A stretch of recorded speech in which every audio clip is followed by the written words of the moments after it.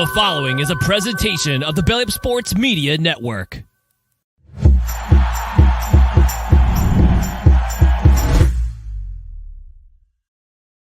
And welcome in, everybody, to another episode of the HighLowSports podcast. We appreciate you all joining us here on this Wednesday evening, or if you're checking in with us on one of your favorite podcast apps as well.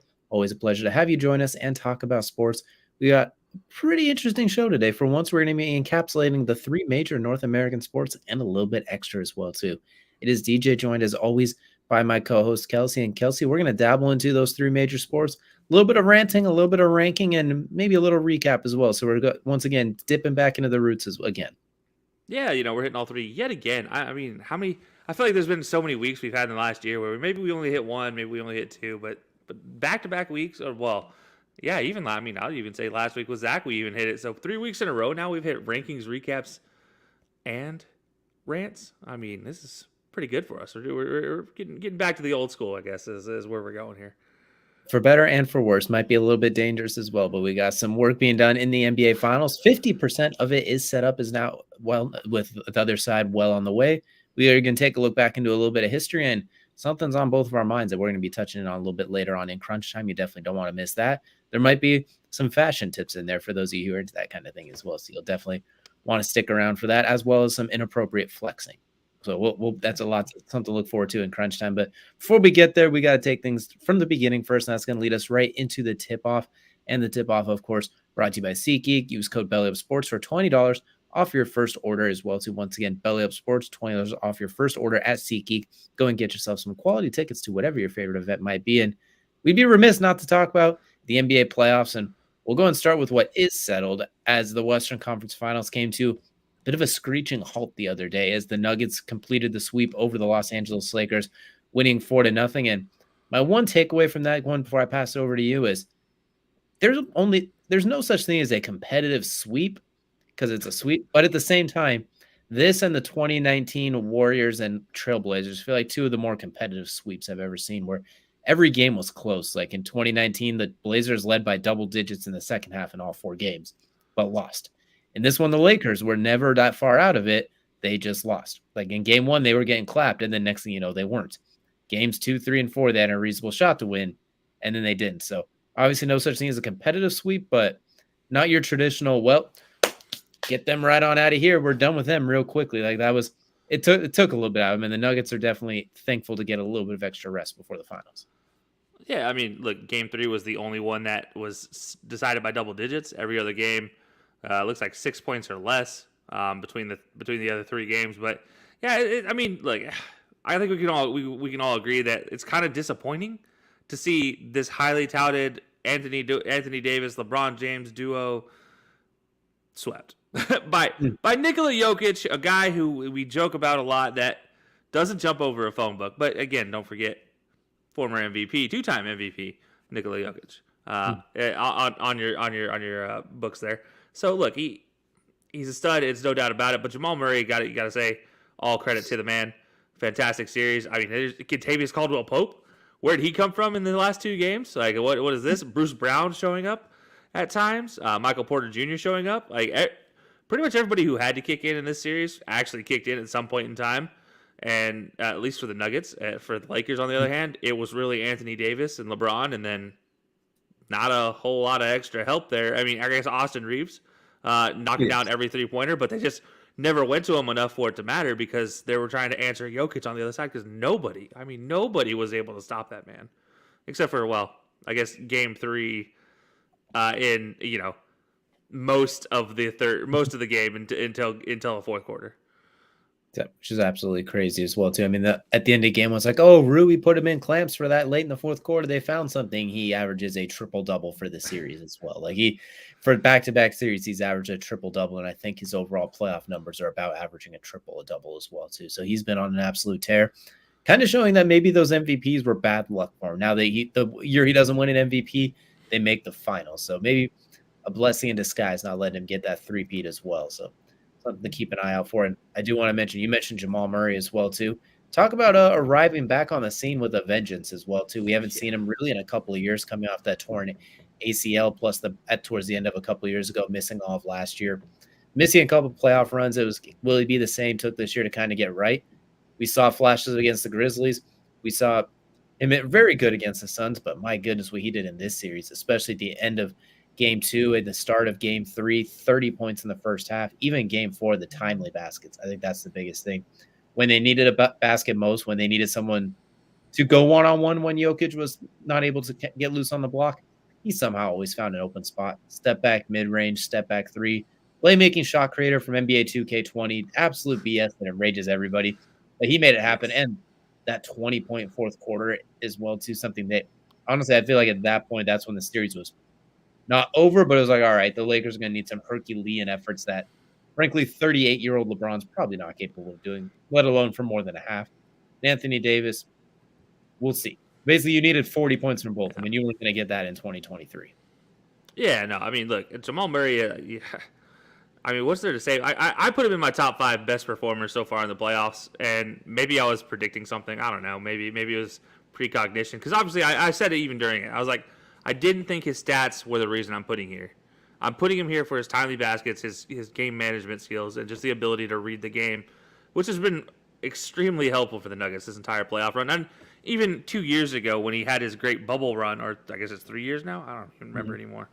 But it's, even that was like, yeah, great. He had great scoring output, but it was the small things in that run that really led him on that really breakout. It felt like bubble series, and then obviously not falling short. But the biggest difference here, obviously, you had Jokic performing on at the top of his game, and whereas you had Dwight Howard shutting him down in the bubble.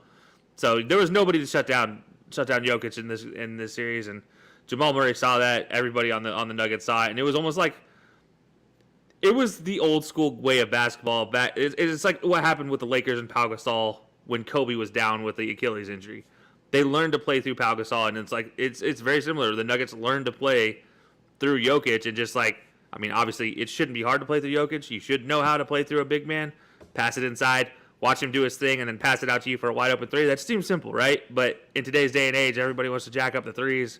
Everybody wants to have that highlight reel, breakdown and, break somebody's ankles on the outside and get to the basket for a little bit of jelly going into the, for a layup. But like, that's not how you win games. And it feels like this Nuggets team, compared to even the last two playoff runs, this Nuggets team was complete. It is, I mean, I won't say it was, but is complete enough to realize, like, all right, our offense goes through Jokic. Jokic touches the ball every single series down the court. Whether it's to touch and pass, it doesn't matter, because at the moment you give him the ball, it's amazing to watch how a defense reacts, because it is 5 eyes on Jokic and somebody's slipping open. I mean, for goodness sake, Bruce Brown, one of the slipperiest players when he was with the Nets. Now you give him Jokic in the middle of the court to just take the ball crashes down to Jokic. Everybody crashes on Jokic, and there's little Bruce Brown sitting wide open for everything in the world.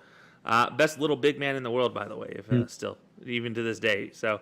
No, yeah, this Nuggets team, there's something about them. Don't listen to Nuggets fans. They're not quiet about how much they think everybody hates them. They don't. Nobody out there really hates the Nuggets, because there's not been a lot to hate about the Nuggets for years. I think the only team. That's about the only thing that anybody hates about the Nuggets is their fans. But yeah, no, like this team is the top dog, and there's a reason why, and his name is Nikola Jokic. So. Get used to it, because right now it runs through him, and it's going to keep running through him until he gets slowed down. And honestly, I don't know. It's tough to slow down a guy that doesn't rely on athleticism to be the best player in the game. Especially when you can make the case he's probably the second best passer in the game on top of as well too. With all things considered, next to LeBron, who I still think is probably the best at passing the ball in the game, Nikola Jokic is right there. And maybe Chris Paul throws the alley-oop the best, but either way, look at the company he's in regardless. A point guard and a virtual point guard, I'd also, as much hate as he gets, and he's also been injured, so we haven't really seen him on the court, I'd throw Lonzo in the passing category too. But either way, it's pretty elite company when you look at it as well. So you're comparing to a couple of all-time passers in there as well too. And one of the guys who last we saw was averaging a good amount of assists too. So either way, as a big man, literally averaging double-digit assists every game. The guy is close to 280, something in that area as well too. Plays center, can't jump over a phone book, and he's throwing dime bounce passes and skip passes out of a double team. Like, doesn't get much better than that, while tripping in those 12 rebounds and was it 20 rebounds in game 1 as well against an Anthony Davis in the paint, who, while he wasn't really guarded by Anthony Davis a whole lot, it was still a free safety Anthony Davis, and he was still cooking through it. It was an absolutely sensational performance, and him and Jamal Murray feels like what a 2023 John Stockton, Karl Malone is, if that makes sense. A two-man game, a big and a small, and how they operate through each other. It's obviously different. If John different Stockton could shoot as well as Jamal Murray. And exactly. that's saying something because Jamal Murray still doesn't shoot that great. Exactly. Like it's not identical. We're also talking about a 20-year gap since they played. It's like an updated version of a two-man game featuring a big and a little. It really is.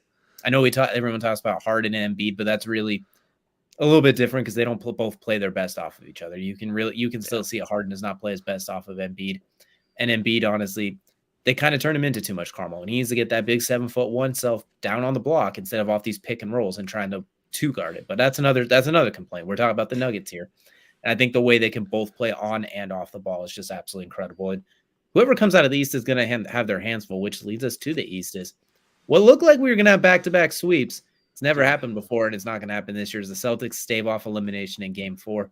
Hold on for at least one more game with a fantastic performance by Jason Tatum, and a human night for the Heat, not shooting over 45% for three finally as well too. So do you think the Celtics have a chance, or is this kind of just delaying the inevitable, just making it a little bit harder for the Heat? Yeah, it's one of those things. Yeah. Okay, so it was a pedestrian performance by most of the Heat. I guess you could even say Jimmy Butler even had a pedestrian performance, giving you 29 and 9. So it's still, I don't know, man. It's tough, like, because you still have to figure out a way to stop that guy. Can you stop Jimmy? And I think the big thing they did in Game 4, the Celtics, was really limit Bam's offensive impact. And I don't mean that in the way like he's scoring a lot of points, because he really hasn't been scoring a lot of points this series. He's been getting up in high teens for the most, like out for an average, but holding him to 10 points, 5 rebounds, no timely buckets, none of those timely alley-oops or anything like that, like it was in Game 3 where that washout started happening. It was Bam with a block and Bam with a alley-oop dunk from Duncan Robinson, stuff like that. And speaking of Duncan Robinson, absolutely shut him down. 2 points in the night, only played 11 minutes. So, when you're able to limit that and limit that impact, Caleb Martin not getting the 20 points he's been getting in the last 2 games, Max Strus in single digits, Gabe Vincent, though, still playing fantastic. So I don't know if the Celtics can still do it, because it really did take a heck of a performance. You're talking about 7 guys from the Celtics in double-digit scoring. Throw Robert Williams in there, and 8 guys that gave you 99, or out of your 116 points, they gave you 114 points. Those guys. So I don't know if you can rely on that every single night, especially when you look at Grant Williams scoring double digits, Derek White getting double digits. Derek White hasn't really done anything this series, to say the least. Really, he's been a hole on defense, really a hole on offense as well. Grant Williams, well, we all know what he did to Jimmy. You awoken the beast for 2 games, and I'm sorry you had to deal with that. But it was your own fault. And then my biggest question for the Celtics, and the only way that they're going to pull this out, is where's Jaylen Brown? Where's that Kobe mentality, Batman mask wearing Jaylen Brown? Where's that Jaylen Brown at? Because right now I'm watching Jaylen Brown play like James Harden. And I mean that in every offense. Every single offense. Because it is ugly. What he's doing right now is not what he is known for. 17 points, that's his highest point total in the last 3 in this series. If I'm not mistaken, maybe he had a 19-point game.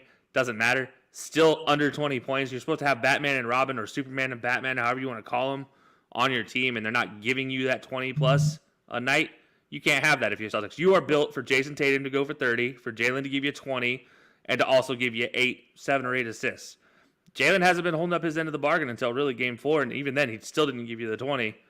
And so I don't know what you're going to do there. Marcus Smart finally had a decent game defensively, but we're still talking about Gabe Vincent giving Marcus Smart 17. And yes, I'm saying Gabe Vincent, the undrafted player, Gabe Vincent, giving Marcus Smart the number 2 overall pick in his draft, Marcus Smart? Top 10. I think it was like in the 5 area, something like that. But yeah. Top 10 pick coming out of Oklahoma State, number one in his class. Yeah, last year's defense player. I mean, so you got Gabe Vincent giving you the work if you're Marcus Smart, and you got to do something there too. I don't think the Celtics are going to pull it off more than once. I've been proven wrong by Boston sports teams before, though. Looking at you, Red Sox in 04, but you know what? I just don't see it. Even in this win, it didn't feel like it was really comfortable, even though it was a 14-point win. It didn't feel like they were really pushing the tempo. They didn't feel like they were still playing like the Celtics we had seen all season. I'd say they obviously have a chance, a small one. I think they could still win game 5. I think that'll, and then everyone will be like, oh, it's getting interesting. And then I think Miami in game 6 will take it. So I'm going to say Miami takes game 5, but I think it's going to be close. I think the Celtics could very easily win game 5, but coming back and winning 4 in a row, I don't know if this is the team to do that necessarily. I could be wrong. They obviously play their best when their backs are up against the wall the last couple of years. They wait till they're down 3-2 every big series and they go on a run. Or they're up 3-1 and they make sure to lose that 5th game to force a 6th game, looking at the Hawks series.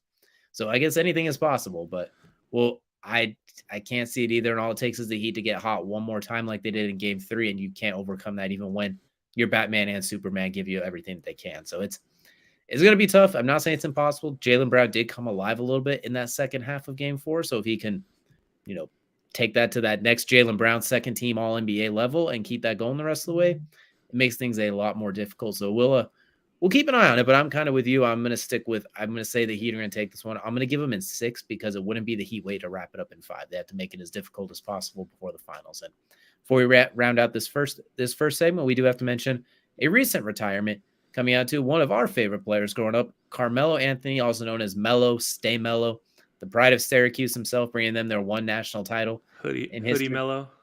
Hoodie Melo, every Melo you could think of. Announcing his official retirement today after 19 years. And whenever the only word that comes to mind, if we had to give like Carmelo one word to describe him, for me, that word's bucket. Always just found a way to get a bucket, whether the mid-range, the dunking on people that you least expected on, timely 3-pointers. Post-game was absolutely ridiculous, especially for not a true big man. Everyone who ever guarded him said he was a hard guard, even though his game looked so simple, but it was always so effective. So Carmelo will always be remembered for me as one of the better scorers we've ever seen. The only downside is Kevin Durant came out during his heyday and was a little smoother looking, a little more explosive. But I think people forget Carmelo was like KD before KD was. He was that dude who was just a walking bucket for quite a few years there. Yeah, I mean, I don't know if I can come up with one word because I like everything I'm coming up with is 2 words. There's no way around it. I'm going to say historically underrated. That'll be Carmelo Anthony. Yeah, we talk about a guy who's won 3 gold medals, scoring champions, rookie of the year. Should have rookie of the year. No, he won rookie of the year over LeBron. Did he? I thought they gave it to LeBron. Yeah, I want to say I'm pretty sure he won rookie of the year over LeBron. And because I want to say they did a commercial about it where he's showing off his rookie of the year trophy. And LeBron's like, oh, hey, I'm LeBron, blah, blah. Like, yeah, correct me if I'm wrong. If I'm wrong, I'm wrong. But I still say historically underrated. One of the better shooters of all time. I mean, you talked about his mid-range game. That turnaround post move was absolutely dirty. He'll break you down with the 3-point from the triple threat, and you don't know what he's going to do. That baseline spin move to get to the bucket, one of the dirtiest moves I've ever watched in the history of the game. Should be its own 2K move in reality, but it doesn't. That 2K doesn't give the love to mid-range shooters. So yeah, I'm going to say Carmelo, historically underrated. Also, Nuggets fans, get off his back, man. Dude didn't deserve what he got when he returned back to Denver. Not at all. But honestly, Jokic just shouldn't be wearing number 15 because it should be considering to be retired for Carmelo. But unfortunately, they're both kind of all-time players. So 15 is going to be retired one way or the other in Denver. Whether you want to give it to Melo, give it to Jokic, or give it a split down the middle at this point. So once surefire Hall of Famer, at one point he will be soon. So definitely sad to see Carmelo. Also, you're right. All rookie player, but not rookie of the year. He should have won rookie of the year. I think because he even took his team to the playoffs, and everyone thought it should have been him. But LeBron's LeBron, and you can't really go wrong picking LeBron at the same time. So 6 in one hand, half a dozen in the other. But once that's the kind of company that we have Carmelo in, and most people do as well. So definitely looking forward to his Hall of Fame induction. And by the way, 3 gold medals. So a pretty hefty Olympic gold medals. Yeah, 3 Olympic gold medals. Because he also had the America's Championship where he won gold, but then he also has 2 bronze in the World Championship and in the Athens Olympic Games too. So you're talking about a 6-time medalist, 4-time Olympic medalist, like pretty impressive stats. And let's not forget, he was the guy that created the Redeem Team, if you will. He was the guy that put the glue in the Redeem Team. Because the Redeem Team, he was the guy on the team, before the Redeem Team. And he also was the all-time leading scorer in Olympic play until Kevin Durant just recently broke that as well, too. So he's a very, very impressive basketball resume overall as well, too. It's as long as you're not blinded by NBA championships, you'll grow to appreciate what Carmelo's able to pull off. But that's good. Before we wrap off the tip-off, one last thing we'll touch on really quick. Rumor comes out, LeBron considering retirement, so we'll keep this quick and easy because if you want to talk about LeBron everywhere else and their mom's talking about it, you can check in with them, but we'll keep it quick. Do you think he retires this offseason? Yes or no? No. He'll be the last of the banana boats to retire. I say he's got at least one more year, maybe two, even if it's not quite at LeBron levels. He at least Father Time's undefeated, but that doesn't mean he won't keep fighting back. So give him at least one more year, I think. Yeah, no. Like, I mean, if nobody knows what I'm talking about the banana boat in the Bahamas. On that boat, we had Dwayne Wade, Carmelo Anthony, Chris Paul, LeBron, and there was one other player that I can't think of who it was, but I think it was just those four. Was it just those four? So yeah. One remaining right before LeBron. That's Chris Paul. Chris Paul, we'll see when he retires, but LeBron doesn't retire first. Let's just put it that way. LeBron will be the last of that banana boat crew to retire. Yes, absolutely. So, and you know what? One more out of these, going to want to go out on a sweep too. So I think he's got one more year in him, but that'll definitely do it for the tip-off and this NBA playoff update. But we got a little bit more basketball coming your way as we head over to the main event, event, of course, one of Kelcey's favorite subjects. And we're going to go with one of our favorite things. We're going with rankings today. And there's been a lot of NBA playoff performances. You remember a couple of weeks ago, we did the best NBA playoff players. Well, we're going to talk about moments that we call them I'm him moments in NBA playoff history, where outstanding performance, something that remembers, whether it's the circumstances, the competition, the stat line, a little bit of everything. These are 5 of the best NBA playoff performances in history. We're going to work our way up from 5 to 1. We'll go back and forth each. Kelcey, I'll go ahead and tip us off with my number 5. I'm going to go with probably the most recent one on both of our lists. I don't know yours off the top of my head, but you know what? I think that if yours is more recent than this, I will be surprised. We're going with just a couple of years ago. Giannis Antetokounmpo, 2021 NBA Finals, Game 6. We all remember the closeout game. This alone, with him getting a 50-piece chicken nugget from Chick-fil-A alone, gets him on this list. But then we look at what he pulled off in the game now. 50-14 with 5 blocks. After being down 0-2, that ridiculous knee injury that we saw in the Eastern Conference Finals, where his knee is supposed to be like this, and it went like that. Knees are not supposed to do that. Came back and went on to have an incredible series, capping off with his 50-14 and 5 blocks. And I want to also mention 17 of 19 from the free throw line, 90% for a guy. They were hack-a-Giannising for one point there. It's not that they were. Don't forget he had that shoulder injury too. Exactly, like he was beat up, and he still absolutely cooked the team with the best record in basketball. They tried to hack him. They tried to hack-a-shack him. It wasn't just like getting phantom calls because he drove, or not anything ridiculous like some people like to complain with that many free throws. They were intentionally fouling him, hoping to get him out of his rhythm. There was the counting down, the 10, 9, 8, 7 from the fans. I remember the one Suns fan was literally throwing money in the air for some reason at one point during that.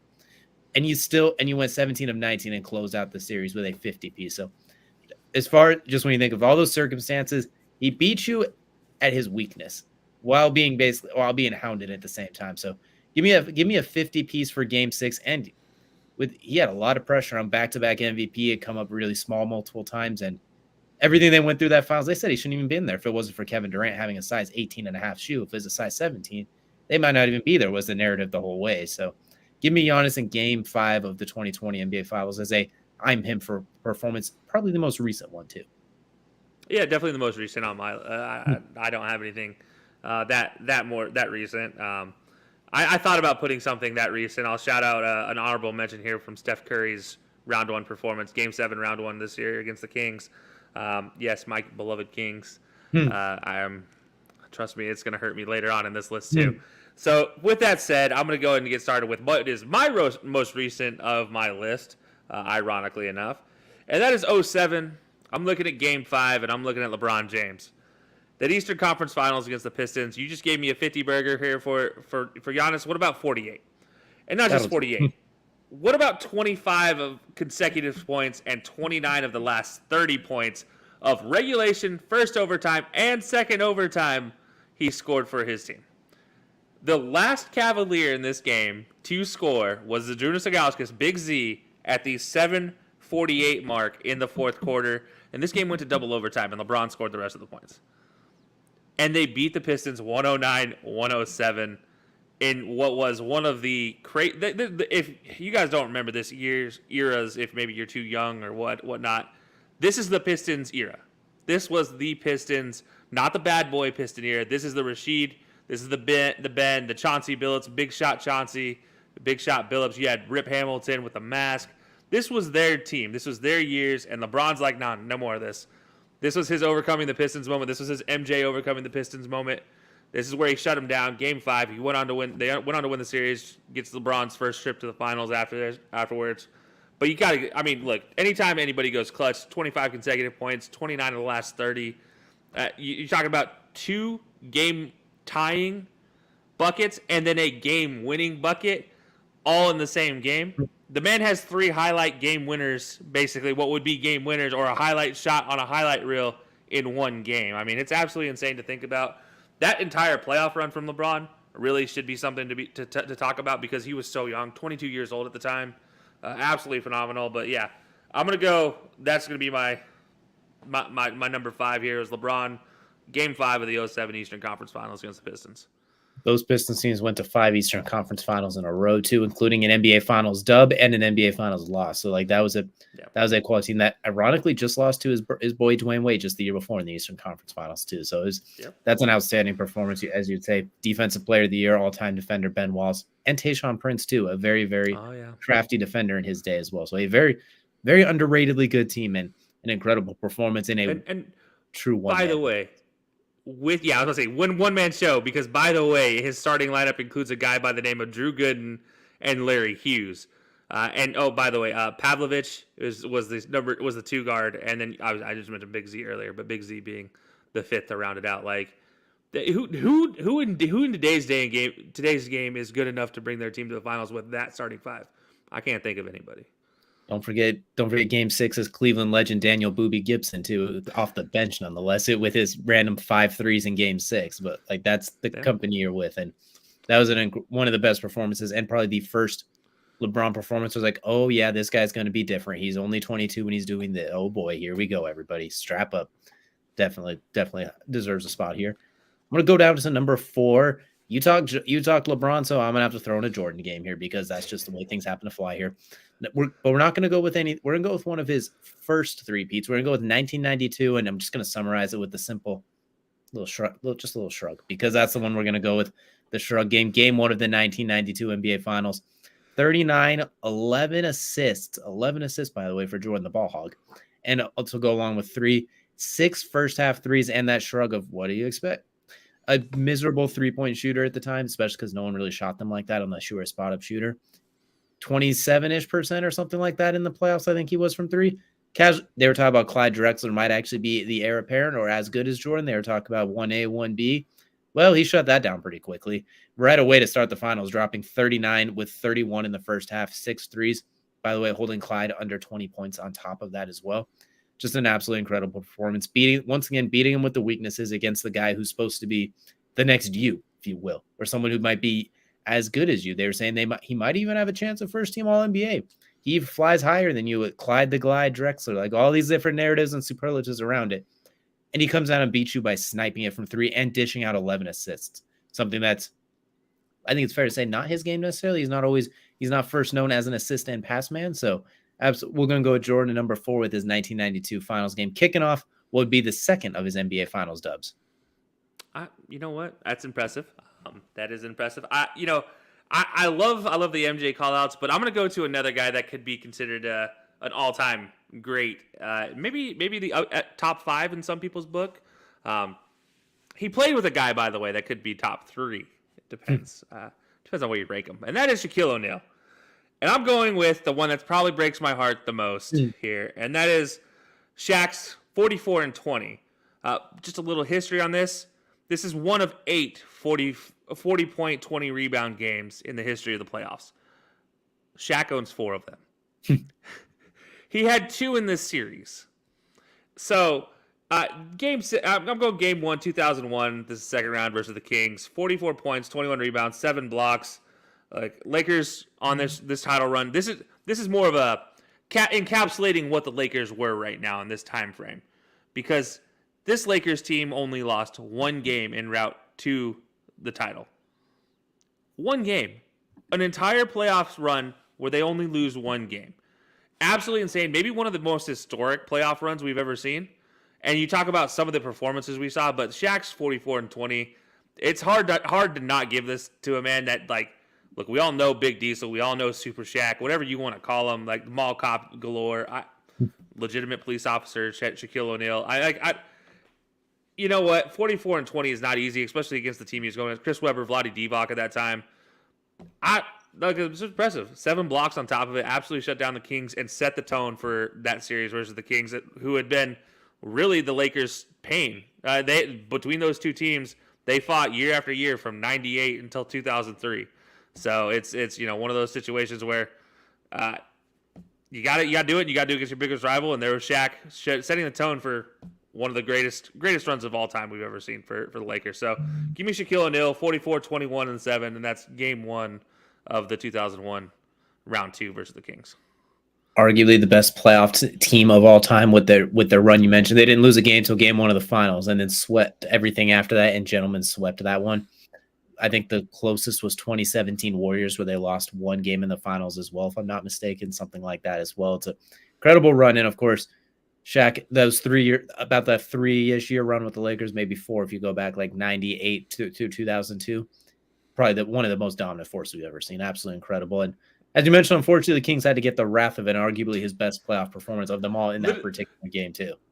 Single-handedly, between him and Kobe, have shut down any hope of the Kings ever having a title in Sacramento at the time. Like that is what Shaq and Kobe did during their time. If nobody remembers their greatness. Absolutely incredible game by Shaq as well too. And as you mentioned, only 8 of those type of games in history, and he has half of them. He has a monopoly on them too. So definitely another one very worthy on this list too. I'm glad you said a Laker, because we're gonna stick with the Lakers for this next one. And number 3, I'm going way back before both of us were born. If you combine both of our ages, it was before that as well too. It's a long time coming as well. We're going with Elgin Baylor from the 1962 Finals Game 5. It's tied up 2 games apiece, and against the Dynasty Celtics, the Bill Russell, Sam Jones, all of those players, like those 9 Hall of Famers that they have on that team. This is pretty much the one good team and during that era as well too. I know there's talk about Wilt beating up Milkmen and that sort of thing. These were the only 2 teams that didn't quite meet that category. And Elgin Baylor gave you a finals record 61 points and 22 rebounds against that Bill Russell, against Sam Jones, John Pavlovich. You go on the list. He gave you 61 in a pivotal game 5, where normally if it's tied 2-2, you win game 5, you win the whole thing. Unfortunately for the Lakers, it is those Celtics, so they came back to win the next 2. But my goodness, 61 points, still a finals record, by the way, too. I don't even think it's gotten that close. I think we've seen a couple of low 50s, but no one's really threatened 61 in the finals yet, and it continues to hold to this day. 46 field goals, 20-something free throws, just absolutely ridiculous game from Elgin Baylor. A very underrated historic player because wasn't quite the logo Jerry West and didn't have his freakishness as Wilt Chamberlain and didn't have those Celtics dynasty run, but an incredible player and an absolutely incredible game that still somehow has withstood the test of times, which we'll probably see someone pass this in the final soon, especially with how threes are shot. But good luck. That's a tough feat to accomplish these days. So we'll go Elgin Baylor at number 3. I respect it. I'm going to go. This is going to be kind of historic, I guess. Before one of our times, I was 2 years old at the time of this one, and that is Charles Barkley's 40-point triple-double. There has been a handful of 40-point triple-doubles in the history of the playoffs. Very few. By the way, Barkley also one of the other people with a 40-20 game. This is not one of them, but it is worth mentioning because it was in this series that he got it, and that is against the Sonics in the '93 Western Conference Final. This is Game 5. 43 points, 15 rebounds, and 10 assists. By the way, just did it against a guy by the name of Sean Kemp. Anybody know who that is? And by the way, against a team who gave up the least amount of rebounds to opposing teams. They had the highest turnover rate in the Sonics, and the 5th most points scored. And yet, here you are, the round mound rebound here in Phoenix, absolutely just dominating the Sonics. He had 43, 15, and 10 in this game. In Game 5, went on in Game 7 to clinch it with a 44-point, 24 rebound situation. If it wasn't for the fact he has a triple-double here, it would have been the 44-24 that I give the round mound to rebound as number 3 spot on this list. But I got a little love for Charles in my list, and ironically, I go Shaq and Charles back to back here. You know, a guy that with a bunch of titles, and then a guy who has no titles and is not a role model back to back. So go figure. That's how it works out there. But yeah, look, Barkley. Yeah, if you know it with Charles Barkley. It's one of those situations historically underrated. Is Charles Barkley's biggest tag? Yeah, I mean, fantastic player in his time, undersized, and doing it with the big boys. I'm glad you mentioned historically underrated because Charles Barkley, the TV personnel, has taken on a larger than life persona than anyone could have imagined. I think it's almost overtaken how good he was as a player that they forget how damn good of a player he was. Like he was 6'8", 6'7" playing power forward back in that day and banging with 7-footers, 7-footers, 6'10" guys, and in an era where it was banging in the paint, not there's elbows being thrown to the face regularly. Exactly. It's not like what Draymond could get away with now, where he's very sound defensively and able to kind of play against the light centers. He was fighting Shaquille O'Neal and Hakeem Olajuwon and those guys down low while running the paint, able to give you those 10 assists, regularly getting you around 4 or 5, and getting you that 15 rebounds as well too. Like he's like what Draymond is now, but cranked up to 14 and given an offensive game. He was absolutely incredible. People forget just how good the round mound of rebound actually was. He wasn't just round and he wasn't just getting rebounds. He was actually, there's a reason he's a first ballot Hall of Fame player. Still kind of wish he could have got a ring at some point just because he did more than his part to earn it. It's just what he ran up against kind of got in the way a little bit here and there. There's only so much you could do at that point.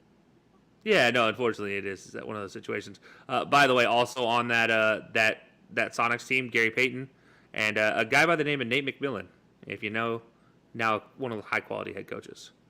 A team that would make the NBA Finals just a handful of years later as well too. So a very, very good squad to be doing that up against, nonetheless, leading to his NBA Finals appearance with the Suns as well too, coming not too long after that. So a very quality guy there, number 3. Number 2, I'm going to go with a guy who in this particular game could have been considered a little undersized as well, but not normally, just in this one particular game because he's playing out of position. We're going with the big old smile himself, rookie Magic Johnson, 1980s Finals, Game 6 against the 76ers. Being asked to play center because of Kareem Abdul-Jabbar with his ankle injury. Needed someone to play center. You're up 3-2. This is a chance to close it out. They put Magic in at center, not point guard, but at center because lengthy 6'9", so a good size, but still not a true center size.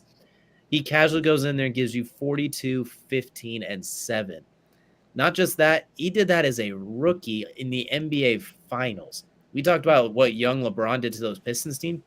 This was a 19-year-old Magic Johnson, a 20-year-old Magic Johnson in the Finals playing out of position and he finished the game off with that classic sky hook that Kareem Abdul-Jabbar made famous. This was such BS because they can't write it in a movie, and he did it in real life. And Magic Johnson's whole professional life has been a movie, and this was just the very first part of it as well too. An absolutely sensational performance from the young man. It was just a prelude to some of the absolute incredible feats he's going to pull off in basketball. So very few things can compete with this one for me. The fact that it's number 2, I almost talked myself out of putting it in number 2. I'm sitting here questioning what is number 1 on your list, and I'm sitting here looking at my list, and I'm like, man, if only I had picked this as my number 1 pick, I wouldn't have to worry about the rest of my list. But no, I obviously I didn't. I left that one on the list because we're trying to.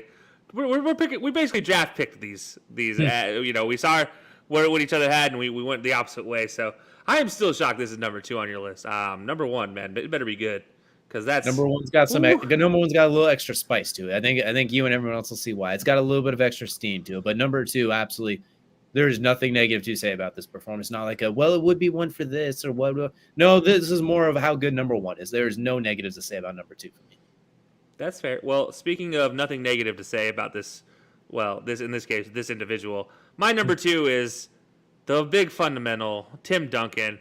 In what is the most least I'm him player ever in Tim Duncan, and one of the least watched NBA Finals series of all time, second lowest of all time, by the way. Tim Duncan posted an almost quadruple double. And what do I mean by almost quadruple double? I mean 4 stat lines with double digits. Almost had it. Closest of all time in the history of the game. This is in Game 6 of the 03 Finals against Dikembe Mutombo and Jason Collins of the New Jersey Nets at the time. Now, if you know, you know. Dikembe, obviously at tail end of his career, Still Dikembe, though. Could still block everything. Jason Collins was an absolute force, a big body. You talk about banging down in the paint. Jason Collins was one of the guys that would sit there and just beat up people in the paint. But that's okay because Tim Duncan, he gave you 21, 20 rebounds, 10 assists, and 8 blocks. 2 blocks shy. Against the all-time block leader, 2 blocks shy. That's a quadruple double. Now, you wanted to make this even crazier in this series? Tim Duncan earlier in this series almost posted a 5x5, which is 5 stat lines of five or more stats, or 5 or more accomplishments in each stat line. So the dude's almost set history twice, and again, we're talking about a guy that is the definition of not being an I'm him guy. And I'm putting him at number 2 on this list, and it's because most people forget about it. Most people don't think about this series. And again, yeah, it was back into Dikembe Mutombo's career. Who cares? It's the greatest man, one of the greatest big men of all time. He's doing this against, and Jason Collins, who, again, if you watch basketball in this era, you know all about this team.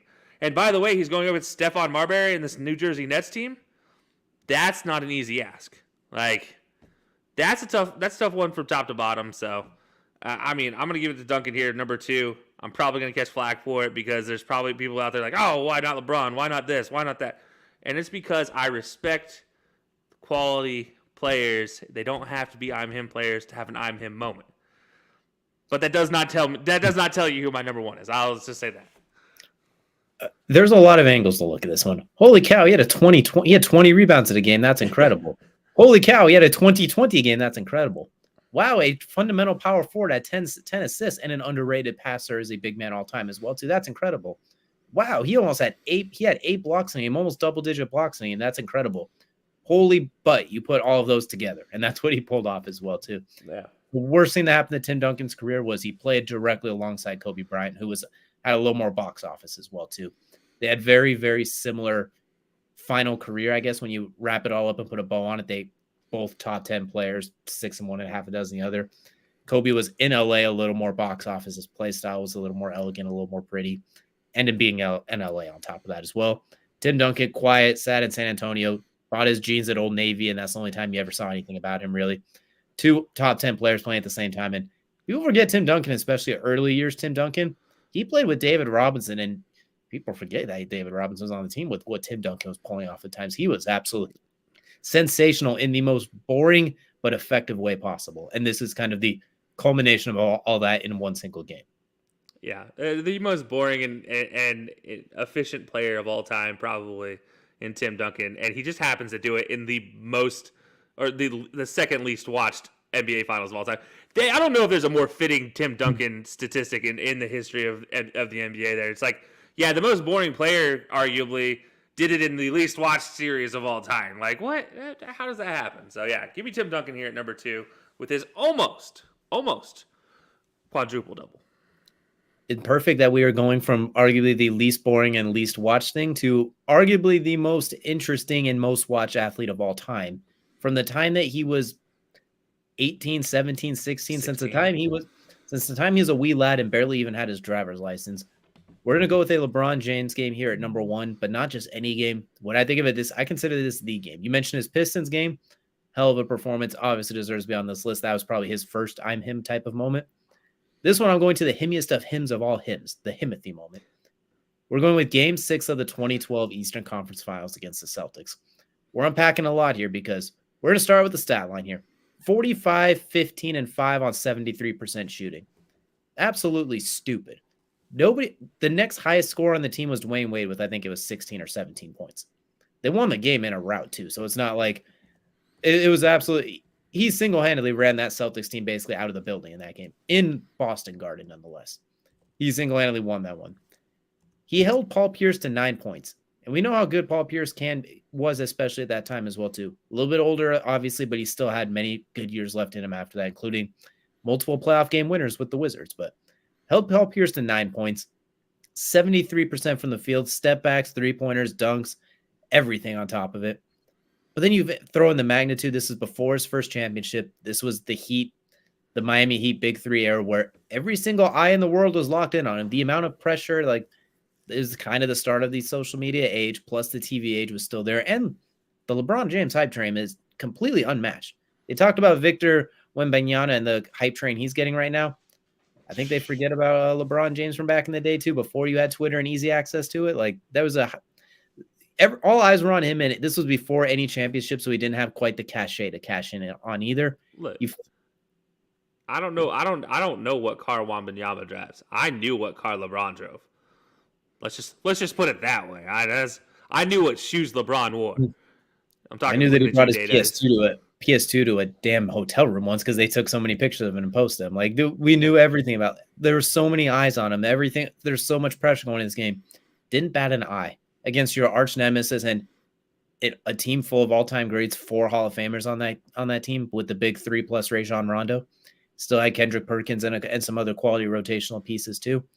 This was an all-time great team that kind of gets they won a title, and people forget about that. They won nearly 70 games. They went to multiple Eastern Conference Finals, multiple finals, almost beat Kobe and the Lakers in his second finals. It took basically the worst offensive game 7 ever between both teams, and the Lakers edged them out. And LeBron pulled off this performance with all that pressure on top of it as well too. So I'm going to go with LeBron at number 1 because stat line's incredible, but the magnitude of that game on top of it as well too. Miami Heat LeBron with the headband was something different. I think this was kind of his culmination point in that game 6 of the Eastern Conference Finals. Then went on to have some great finals, don't get me wrong, but this one was the ultimate I'm him, get out of the way moment. For LeBron, maybe, but not all time. I will say I absolutely love the LeBron you being your number 1. I'm still sort of torn about your Magic Johnson at center part, but I will say that performance by LeBron against the Celtics, it was absolutely just unheard of. I mean, it's such a great moment that you think about it. Do you even remember the finals that year? I mean, obviously you do, but I'm not talking at you. You're robot here. But like in a general sense of things, like how do most people even remember that NBA finals? And I say no. I say most people don't even remember those NBA finals. They don't even remember what happened after this game 6. They just remember LeBron in game 6 against the Celtics. And that's the important thing here. And that's historic. But I'm going to raise you one just like you did earlier. You went LeBron. You went MJ after LeBron on me. Well, I'm going to go MJ after LeBron on you and literally raise you the most iconic on-court image of all time. And that is Michael Jordan collapsing into Scottie Pippen's arm after hitting the game-winning shot in the all-time greatest game, the flu game. This has its own title, the flu game. If you guys don't know, it's talking game 5. Game, but just saying the hangover game, but fair enough. Game 5 of the 97 NBA Finals against the Utah Jazz. MJ with a flu, given fluids in an IV all the way up until game time, walks on the court wearing his 14s, black and red 14s. Let's not forget black and red 14s. So what he started the game in, switched them to the 12s halfway through the first quarter, and the rest was history. Now there is a flu game pair of shoes. And that's not even to talk about what happened in the game. The man scores 38 points, gives you 7 rebounds, 5 assists, all with a flu. As I said, hitting the game-winning shot here with 2 seconds to go. Didn't give the Jazz a single chance here to pull us off. But you got to say, looking at the man on the sideline, every single cut to him, have you ever seen somebody dying so much on the side of the court where they just like couldn't breathe, couldn't barely see, covering his face constantly taking in fluids, pouring water over his head? I mean, he looked like he was running a decathlon straight through this game. Like, it is absolutely insane to think about the just monumental effort that it took to do this, and from the greatest competitor en route to his second three-peat. Let's not forget that as well. And this was one of the greatest series I think MJ ever played in his career. I think this is one of his greatest series against the Jazz because of what he was able to do here in Game 5. But really this entire series back and forth. You're talking about what he was able to do, shut out Karl Malone and John Stockton, that dynamic duo. The big question was how is Pippen and Jordan going to do it? The answer is Michael freaking Jordan guarding Karl Malone. Who would have thought that's ever the answer from anybody? With the flu, this man is shutting down Karl Malone, stealing the ball away from him there in Game 5 as well. That set up that game-winning shot. So, look, this is, you look at it, top to bottom, most iconic on-court image of all time is MJ collapsing into Pippen's arms. getting carried off by Pippen. And obviously that wasn't the end of the series. There was still more games to be played, one more game to be played to be exact, but doesn't matter at the end of the day. MJ's flu game is what will forever be the most himmiest of hymns, the himothy of all himothies. I'm running out of him puns at this point in time, but that is the biggest I'm him moment I could think of in the NBA playoffs. How many pairs of those flu game 12s have you owned in your life? 2. Okay, I thought it'd be 7 that for sure. I've kept. Okay, there we go. There's the key to it.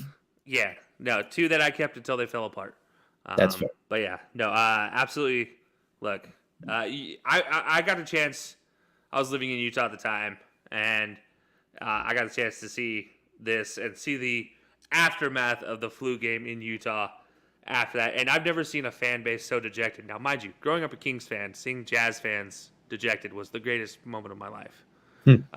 But to see how they got this dejected, well, let's just say it set up my future as a Kings fan pretty well. Yeah, it was tough to watch from if you weren't a Bulls fan, but if you're just a sports fan and you could watch things from a central point of view, I mean,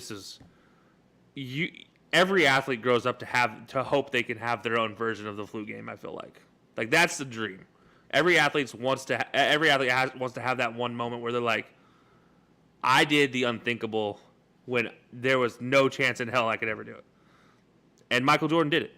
And that's the one thing I think that we can all say about this moment compared to a lot of other players is at the end of the day, when the most unthinkable is happening, I don't know if there's a better player out there to try to take advantage of it than Michael Jordan, because he was the one guy that could do it. So maybe I just turned that into a LeBron versus MJ commentary. I don't know. I didn't mean to. I mean this in the himmiest of all hymns moment, though, that MJ has the himmiest of all hymns, I'm him moment, and that's the flu game, period. Best part is both of these games, they came out with a meme and an iconic moment of MJ dying in Scotty's arms and then LeBron's stare of death while looking up while crouched over as well, too. They both came out with their own special memes and iconic images that are forever used on social media in any way that you can possible as well, too. So real quickly, we'll go ahead and recap our list. I'll go ahead and start going 5-1. Top 5 I am him moments NBA playoff history. Number 5, Giannis 2021 NBA Finals Game 6. Number 4, Michael Jordan 1992 NBA Finals Game 1. Number 3, Elgin Baylor 1962 Finals Game 5. Number 2, Magic Johnson 1980s Finals Game 6. And number 1, LeBron James Game 6 of the Eastern Conference Finals in 2012. All right, I still respect. I respect it. I'm still a little torn about that Magic Johnson moment, man. You can't go wrong. All right, so 5-1 for me. I got LeBron James in the 2007 Eastern Conference Finals Game 5 versus the Pistons. Then I have the Shaq in Game 1 of the 2001 second-round matchup versus the Kings, giving you 44-20. Barkley with his 40-point triple-double versus the Sonics in the 1993 Western Conference Final Game 5. And then Tim Duncan at number 2 in the 2003 Finals in Game 6 with an almost quadruple-double versus Dikembe Mutombo and Jason Collins' Nets team. And then at number 1, it's the all-time iconic Michael Jordan's flu game, 1997, Game 5 of the NBA Finals versus the Utah Jazz. Nothing more to be said. Anyone who checked in with us, let us know down below, too. What do you think of these? Do you think which one of us got it right, which one got it wrong? Do you want to shove these lists together and see what comes out of it as well, too? Let us know in the comment section below. Or which ones did we miss altogether? Because there's a lot to choose from, as we want to mention. I almost forgot to mention the golden rule that we had from the very beginning. In order to get in, you had to win. So if you didn't win, you couldn't get in. I forgot to mention that from the beginning. But yeah, that was the only rule. I had to leave out. I had to leave out a Stockton 23-point, 24-assist game because of this. I say we had to leave out 2018 LeBron in that one as well too for in Game 1 with his 51 points. So to win, you had to get in. You had to win. So this was I should have set that criteria from the beginning. I just forgot to mention it. But these are our top 5 I'm him moments NBA playoff history each. So that's going to do it for the main event, and that's going to now take us into Kelcey's favorite part of every show. That's, of course, Crunch Time, brought to you by Outlier. Bet smarter, not harder. Outlier.bet /HighLowSports.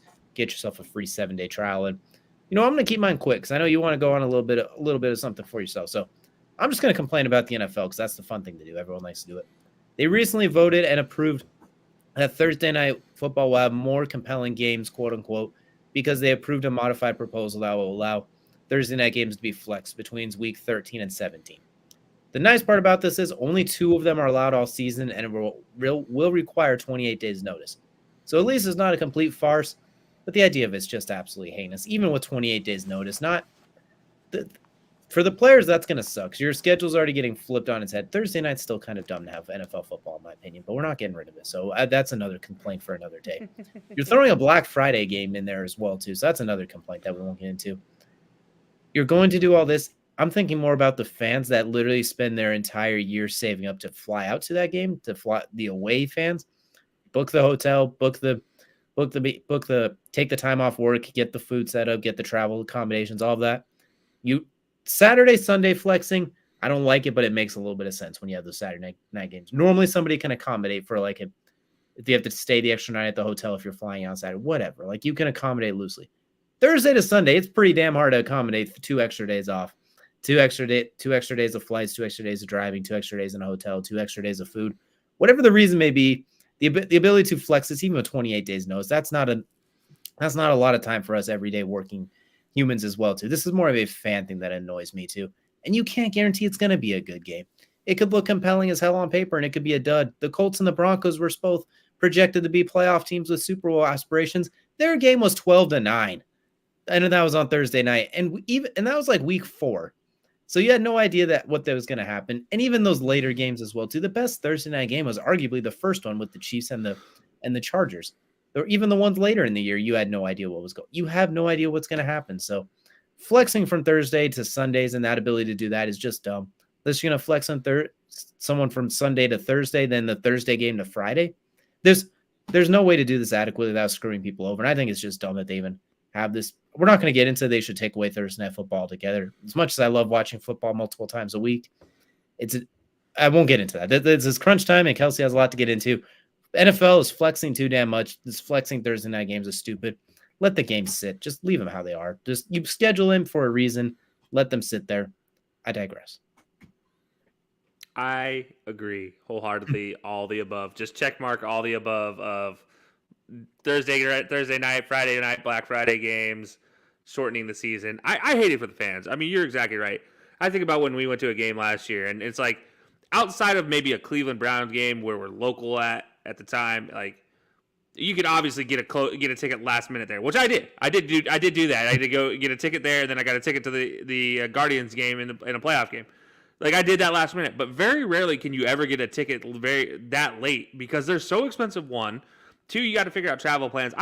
Yes, I totally agree. And NFL, cut this flexing out. Like 3 days, you could flex it 3 days, 4 days earlier. That's just insane. Like that is absolutely insane for travel plans. And that changes the entire pricing of travel plans too. Like, and the days you can ask. That's frustrating. Before I run out of time here, I'm going to jump right into my crunch time, and that is the MLB comes out every year with the City Connect jerseys for the last 4 years since Nike took over. Well, 2023s have all been released except for one, that is the Pittsburgh Pirates, but that's okay because it's the Pirates. We don't really care until they come out with a jersey because they're probably going to look cool. They're going to be black and gold probably. Some kind of honor to Roberto Clemente, I imagine. But that just seems to be the Pittsburgh theme, black and gold. So it is what it is. We're not worried about them. We are worried about the 5 teams that have been released so far. That is Seattle, Texas, Cincinnati, Atlanta, and Baltimore. And I'm going to give them top 5. So I'm going to go 5-1. Starting at number 5, it's the Seattle Mariners. Look, I love the throwback, the Seattle Pilots throwback font. I love the old school Mariners trifork here, the fork on the hat. But you got to pick one, not both. And I'm not done. Their pants are navy blue. Their jerseys are bright royal blue. The color on the belt is mustard yellow. The color on the letters is a bright yellow. It doesn't match. Ladies and gentlemen, from the bottom of my heart, I got to make myself big on this screen before I say this. Please make your color scheme match. Please. That's all I ask. So number 4, and I'm going to get back to this in a moment, Baltimore Orioles. Love the color on the sleeves. You know the only problem? It's on the inside of the jersey. The entire jersey is black. The Baltimore is supposed to be printed on like it's printed on concrete on the jersey. But the problem is you use the Bowie Bay Sox B. You use the very stylized B. And again, ladies and gentlemen, make it match. That's all I ask. Make it match. Make the font match. Make the colors match. That's it. Please. Number 3, the Atlanta Braves. throwback logo, going back to the old Hank Aaron jerseys where it says Atlanta across the chest or Braves across the chest. The old logo had the lowercase a, which I think is a much better look here. That's why this is at number 3. I also don't like the A, and like put it in the lowercase a. Maybe it gets to stay there. That's fine. But yeah, it is what it is. Number 2 here. I'm torn between number 1 and 2 because I like both of them. But I'm gonna go with the Texas Rangers here at number 2. And the reason why I'm going Texas Rangers, look at this beautiful detail at number 2. The X even has a little spur on it like it would be on a pair of boots. How very cool. Very, very cool detail there. Numbers, lettering, all matches. The color scheme, the red in there throws back to the old Colt 45s. Even have a little bit of the red on the belt loop there. Very interesting little aspect to it as well. Going with a white belt, something teams don't normally do. So give me the Rangers here at number 2. Number 1, though, Cincinnati Reds, ladies and gentlemen. Look at these all-black uniforms. Look at how beautiful these things are. Absolutely gorgeous. The outline in the red around the Cincy. The new stylized C that they're using, especially for the City Connect jerseys. Then really cool detail on there. Look at their belts. Nice little red outline right along the edge of the black belt. Looks absolutely fantastic. All their details on this, mostly black main jersey, accents of red. Absolutely beautiful jersey. Black and red as far as a color scheme goes, pretty well together, as we all know with the Sith Lords and Star Wars. So if you don't know, you'll never know. But that'll do it for my crunch time ranking of the City Connect jerseys. Gotta say, the Seattle ones just make me want to hit my head against the wall. Not a big fan of those. And the Cincinnati ones, my oh my. And by the way, Soto Mojo, you know what that means? Is south of downtown, previously south of the Dome. They can't even come up with the original thing. I'm just gonna roll my eyes at that one. The Cincinnati ones too. If I didn't know much about baseball and didn't know how the Reds are, I would think that's an intimidating, badass team right there. But because I know better, I know better. But that's some high quality uniforms. And honestly, maybe if the First Order looked and acted a little more like them, maybe those sequel trilogies wouldn't have sucked so bad. But they're about as accurate as the Stormtroopers are, though.